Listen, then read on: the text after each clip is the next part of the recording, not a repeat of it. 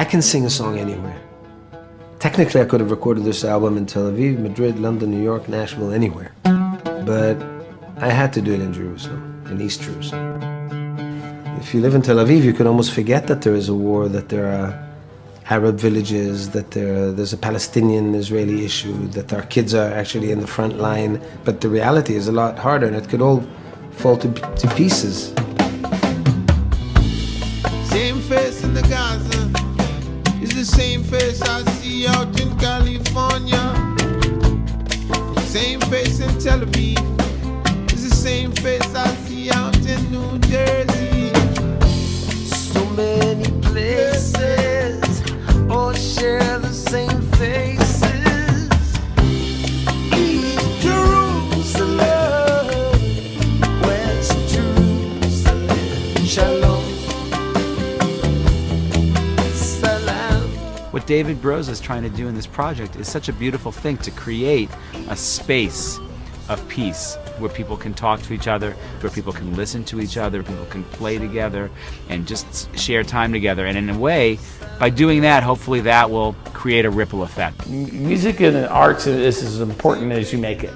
It doesn't mean all artists are obligated to talk about politics and the world in their music, but it means that certainly we have a right to, and that's the connection that Broza and I have. We do the same job for pretty much the same reasons. It won't happen if we don't do it. It won't happen alone. We break the rules to do it. Like, they don't want Israelis to go to refugee camps. We bring them here. The change comes from the people. It never came from the politicians. It's just that we don't have visionaries up there. That's the only problem. What I believe in is breaking down the walls that are in your mind, that are in your heart. And those you can only do when you establish eye-to-eye contact and physical contact. And that's what I'm interested in. And I think music is the first element and the first form that we can use to bring ourselves together. East Jerusalem, West Jerusalem, Shalom, Salam. East Jerusalem, West Jerusalem. Thank you. Good afternoon. It's a real pleasure to be given a platform where I can present this part of the Star of the Nation. Well, Israel is a home. It's a home for me, a lot of people. The interesting thing is that with all the conflict that we live in, we forget that we also keep on trying to bridge the differences, to create communication, contact, to find a resolution for the conflict. And the process, even though for us it's about 100 years already in this process, it's a natural human process. It's not an overnight situation.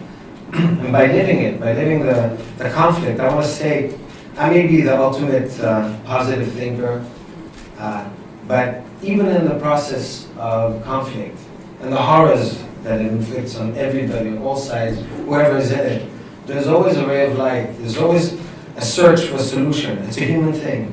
So whilst it might not be an immediate and instant solution for the Israeli-Palestinian conflict, it may work for others. As a matter of fact, this project, one of the supporters of my album, which came kind of as a surprise, was Univision, the communications giant from here, which is a Latino one. They saw me speak in Yafo about 3 years ago, about the next album that I'm about to do in East Jerusalem with Israeli musicians and Palestinians.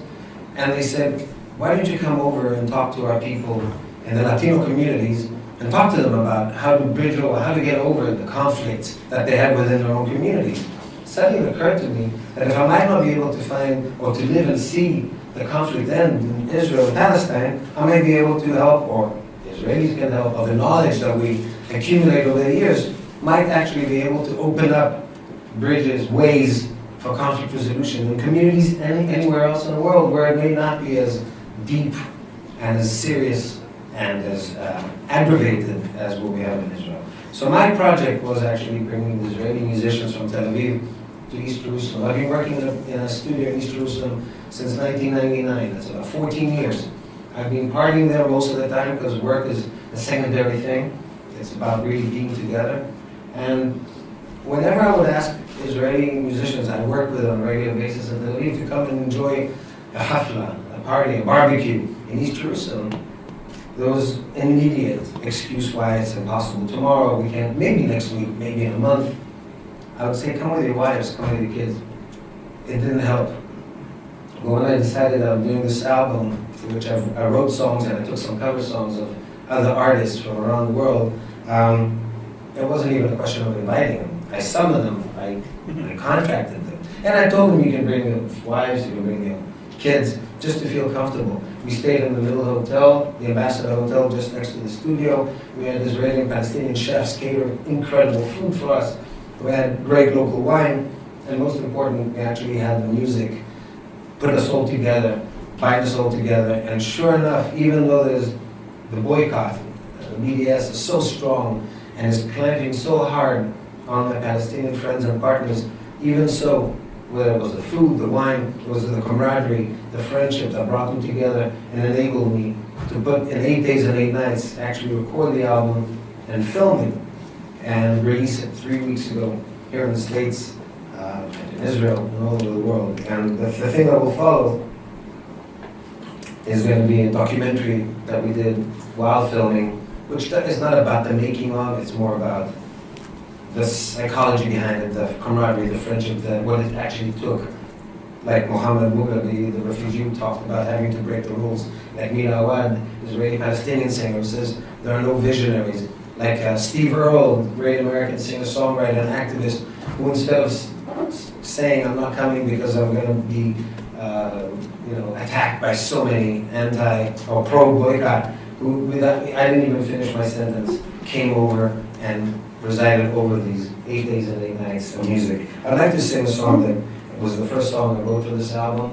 The album is called East Jerusalem, West Jerusalem, which I wrote with Wyclef Jean of the Fugees, who is still committed to come and visit one day. I'm sure he will come, because one of the beautiful things, and the reason why I'm mentioning him also, is he has a role in this. He came from the Fugees, which is actually a short abbreviation of refugees. And the result of this album, actually, one of the results is that it took me into a refugee camp where Mohammed Mughrabi is from, the Shafat refugee camp with 70,000 people in a tiny area. There's so much they could use in order to become comfortable and live comfortable within society and within their own little world. This album actually took me into the refugee camp where we were working on the album, and as a result, for the last 9 months, I've been working with kids, 5 to 15-year-olds, teaching them the secret of connecting to music and to arts, and through that, actually empowering themselves. This is the first song I wrote for the album. It's called 1, 2, 3. And this is going to be without sound. I don't have something.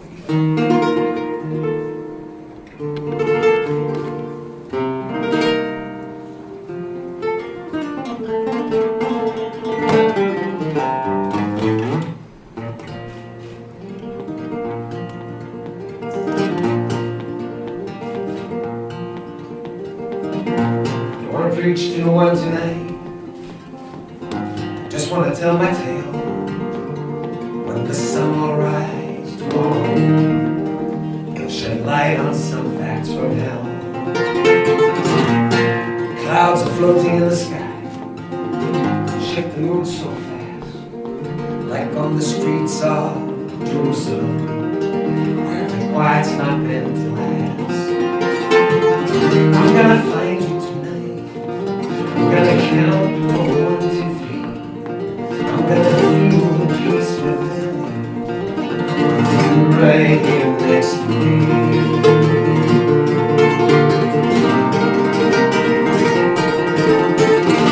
I was born into this reality. I was brought up with a war. It doesn't mean I must accept it. Don't wanna fight no more. Young people from all over stray away and cross the lines. It's a dialogue that we're seeking, and I'm running out of time.